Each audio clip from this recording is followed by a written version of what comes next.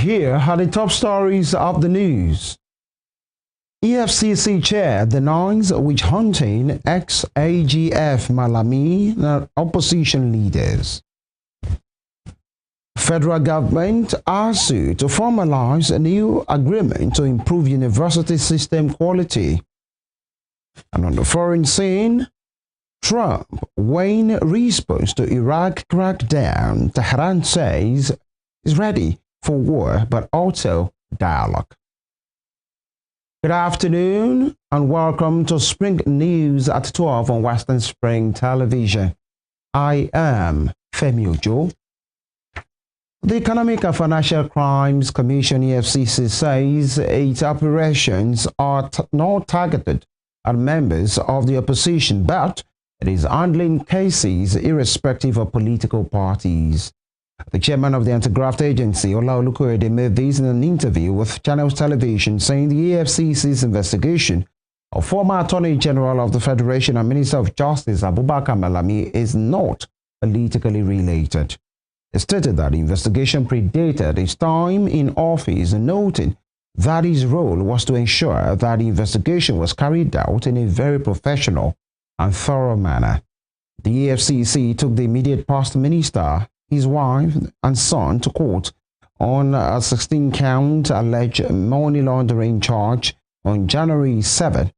Justice Emeka Nwite of the Federal High Court in Abuja granted them bail for 500 million naira with 2 shorties.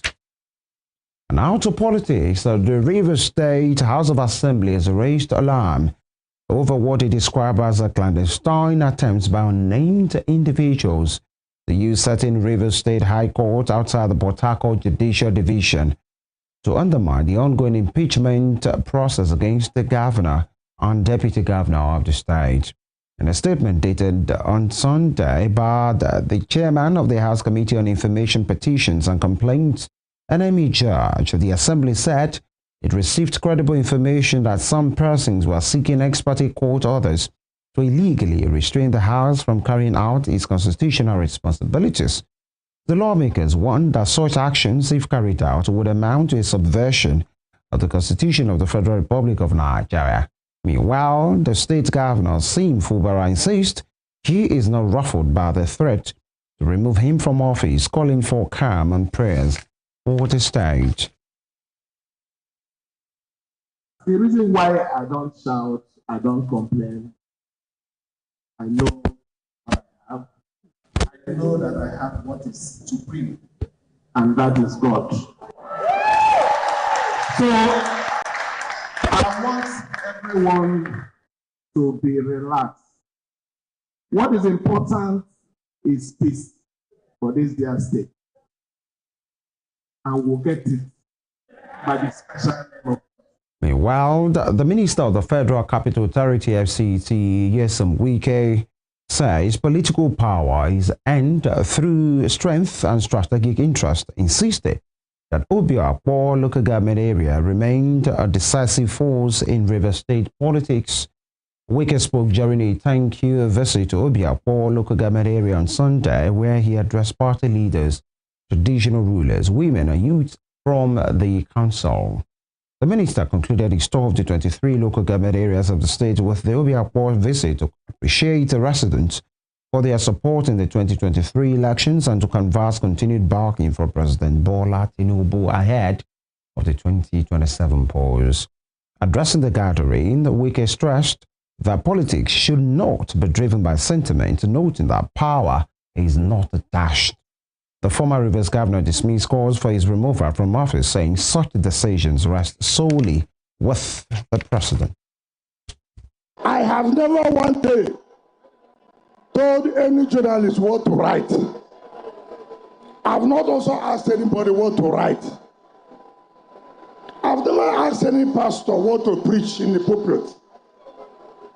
Neither have I asked any trader what profit you are making or you will not make. So me, that I've chosen to be a politician, allow me to do my work.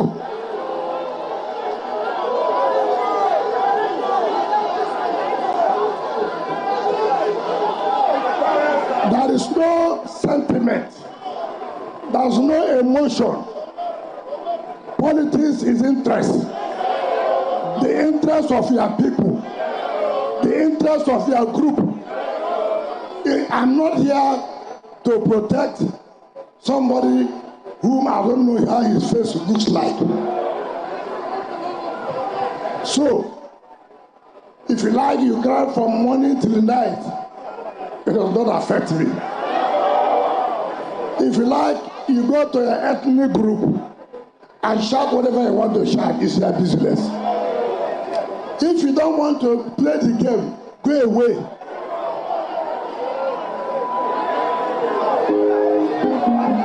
So, those of us who have indicated interest to play the game, be strong. Don't worry yourself what they will do, what they will not do. Be focused. We have been focused and we will continue to be focused. Power is not dashed. Power is struggle for it. After all, if Donald Trump does not have the power, will he go to Venezuela to pick a president? He wouldn't do that because he has the power.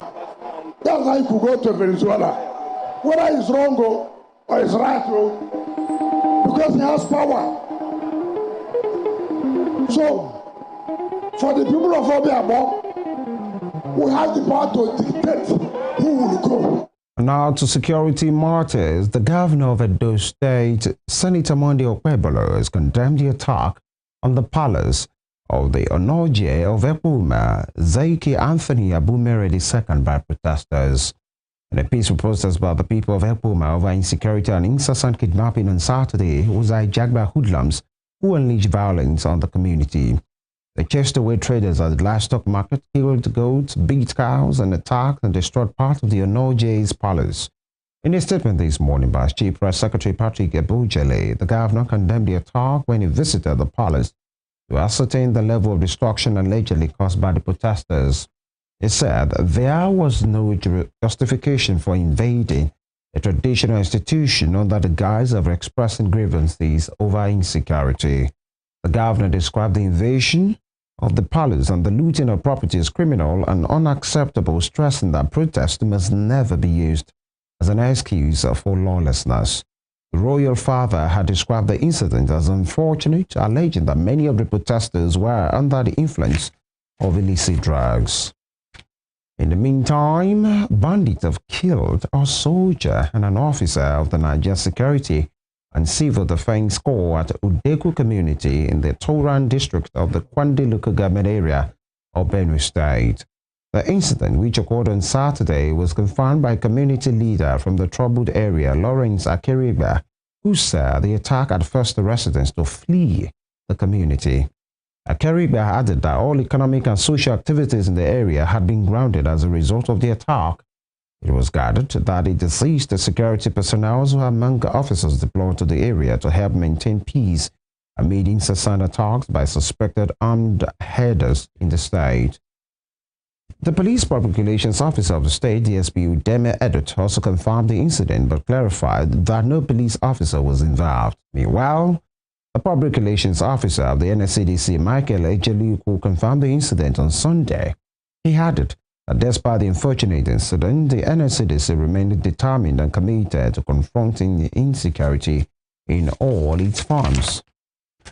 Moving on, the federal government and the Academic Staff Union of Universities also will, on Wednesday, formalize a new agreement that will improve the quality of the university educational system and ensure stability. A statement released on Sunday by the Ministry of Education said the ceremony will be held at the Tertiary Education Trust Fund TETFund Conference Hall in Maitama in Abuja. The development followed a recent 14-day ultimatum by the union. However, the strike was later cancelled before it began after the union and the government held overnight talks.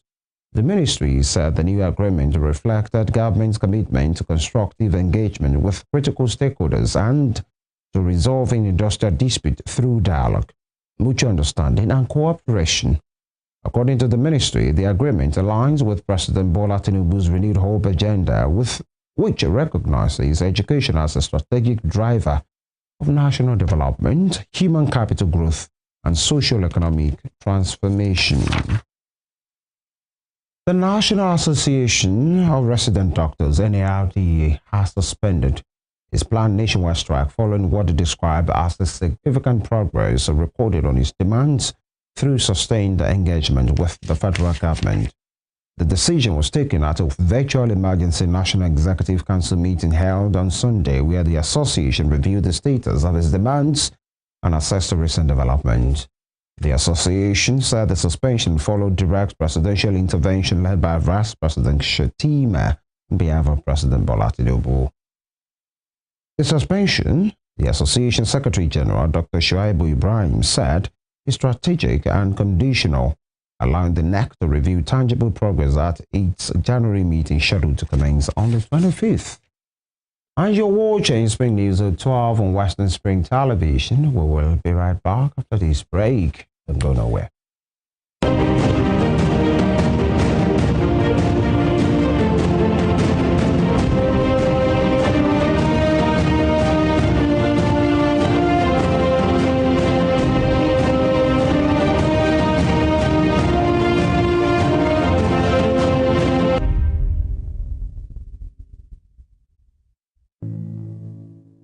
Up to 75% of human infectious